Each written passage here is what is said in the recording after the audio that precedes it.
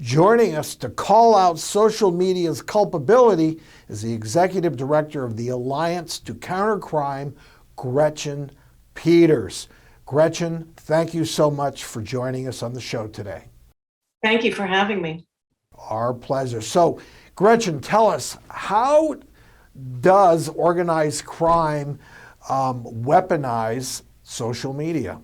A large amount of organized crime activity, not limited to drugs, but wildlife crime, human trafficking, all sorts of stuff was moving online. These platforms are crime scenes, and our children are navigating increasingly dangerous landscapes. We have a law passed in 1996 at a point when most people connected to the internet through dial-up.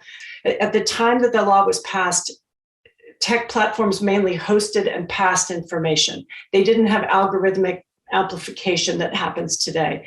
What we're seeing today is that these platforms are distributing information, and they're distributing it at a level that no other publisher has ever had that kind of reach. And yet they're not considered distributors of information, and therefore they're not liable for user-generated content.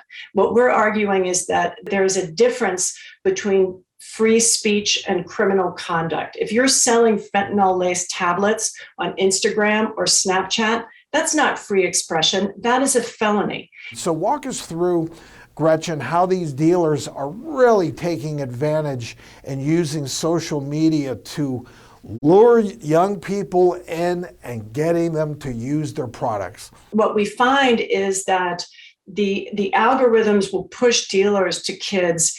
In particular, and you see kids putting up hashtags like anxiety or depression or feeling sad. Within just 24 to 36 hours, that kid is getting flooded with drug content. And the algorithms are driving this, and that can be shut off. That's not a complicated algorithm. That's simple if code to shut off search results for that. And we know that can work. And the platforms aren't doing it. Why? Because this type of content drives engagement, and engagement puts more money in their pockets.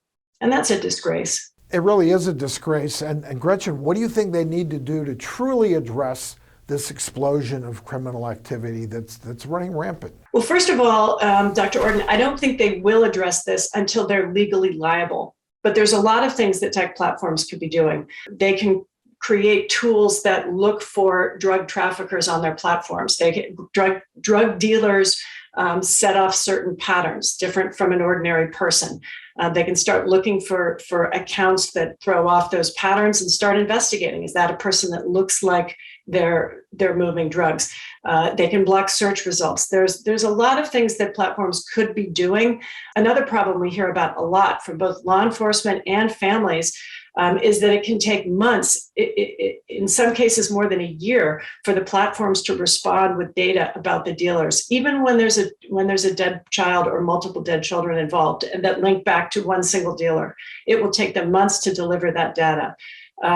So we'd really like to see more cooperation between the platforms and law enforcement. Well, we reached out to Snapchat, and here's what they had to say.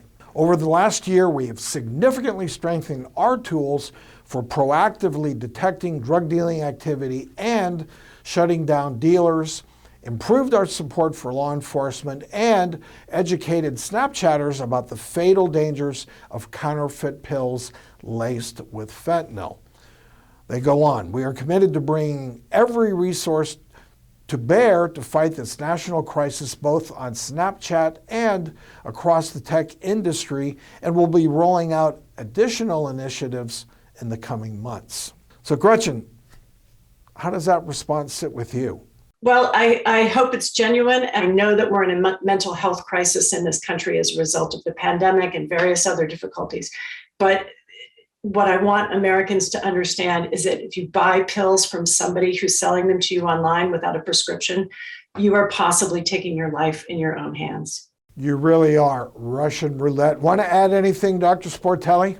Gretchen, I think this education is where we have to start, right? Educating our families, educating our children, and also lobbying for more punitive circumstances for these companies.